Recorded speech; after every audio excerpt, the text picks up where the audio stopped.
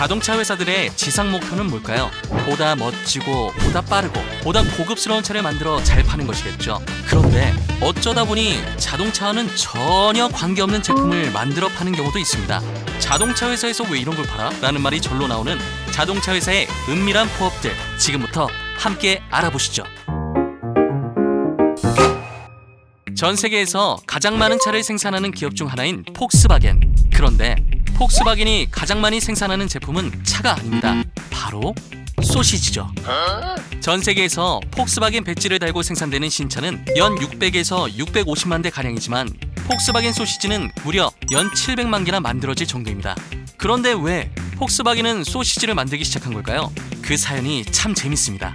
조용한 시골 소도시였던 볼프스부르크에 폭스바겐 공장이 세워진 건 1938년이었습니다. 대도시와 멀리 떨어진 입지 탓에 공장 설립 초기부터 폭스바겐은 근로자를 위한 식재료를 직접 생산하고 조달해야 했죠. 그러다 제2차 세계대전 이후 소시지에 커리 케첩을 뿌린 커리부어스트라는 신메뉴가 독일 전역에서 인기를 끌게 되는데요. 볼프스부르크 공장에서도 식사 또는 간식용 소시지 수요가 크게 늘었습니다.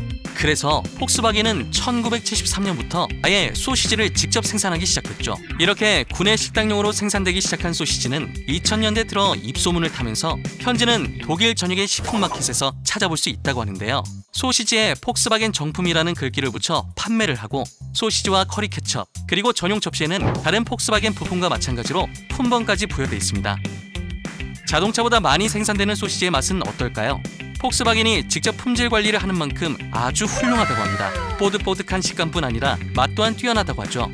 그런데 재작년 충격적인 소식이 들려왔습니다. 폭스바겐 그룹이 탄소 감축 정책의 일환으로 2025년까지 소시지를 단종하겠다고 선언한 겁니다. 이 소식에 폭스바겐 이사였던 게르하르트 슈레더 독일 전 총리는 내가 만약 아직 폭스바겐 이사회에 남아있었다면 이 제품 생산 중단을 결코 허용하지 않았을 것이다 라며 분노했고 노조와 미식가들의 반대 여론도 거세다고 하네요.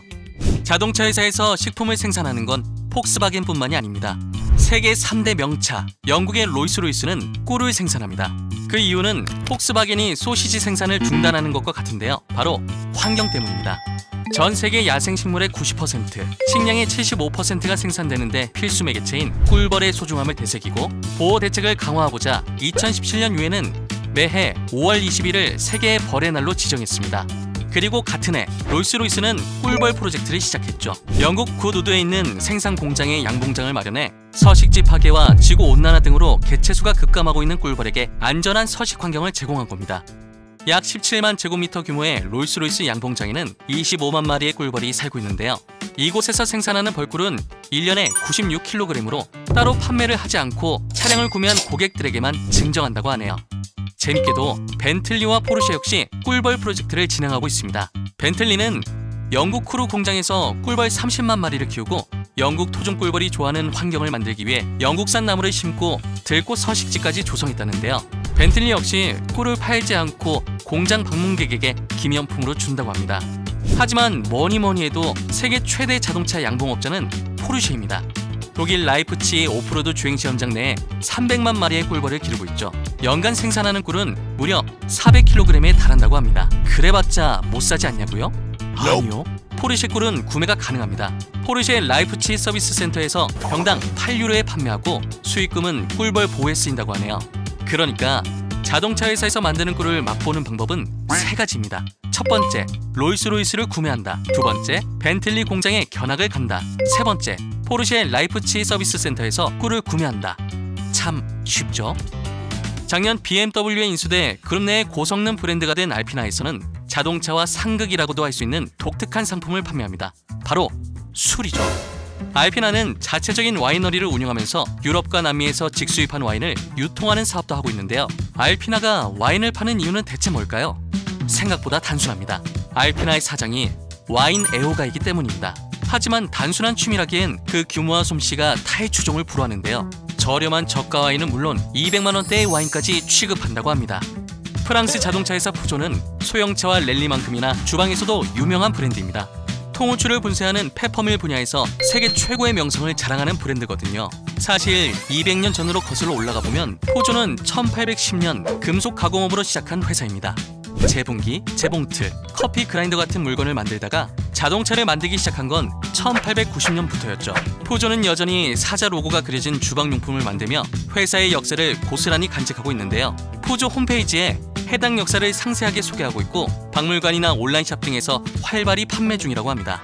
심지어 자동차 콘셉트뿐 아니라 후추와 커피 그라인더의 콘셉트 디자인을 따로 발표하기도 하죠. 모터사이클 회사로 시작한 혼다는 엔진이 달린 것이라면 거의 무엇이든 만들고 있는데요. 주력 사업은 자동차와 모터사이클이지만 소형 원동기가 들어가는 발전기, 예초기, 양수기 같은 제품도 생산합니다. 또 창업주 혼다 소이치로의 꿈이었던 제트 비행기까지 만들었어요. 하지만 그중에서 가장 유명세를 떨치는 건 다름 아닌 잔디깎기입니다. 혼다는 잔디깎기 민무어로 2018년 세계에서 가장 빠른 잔디깎기라는 독특한 기네스 기록을 세운 적도 있는데요. 민무어의 강력한 성능의 비결은 엔진입니다. 최고 출력 189마력을 발휘하는 혼다의 모터사이클 CBR-1000R의 엔진과 6단 패들 시프트를 탑재했죠. 당시 혼다는 민무어를 앞세워 최고 속도 215km/h를 돌파했고 1분당 4,000회 이상 회전하는 금속 커팅 케이블을 적용해 잔디를 깎기 위한 본연의 성능에도 충실했다고 합니다. 혼다의 괴짜 정신을 잘 보여주는 부분입니다. 식품부터 세상에서 제일 빠른 잔디 깎기까지 다양한 제품을 만들어내는 자동차 회사의 은밀한 부업들을 소개해드렸는데요.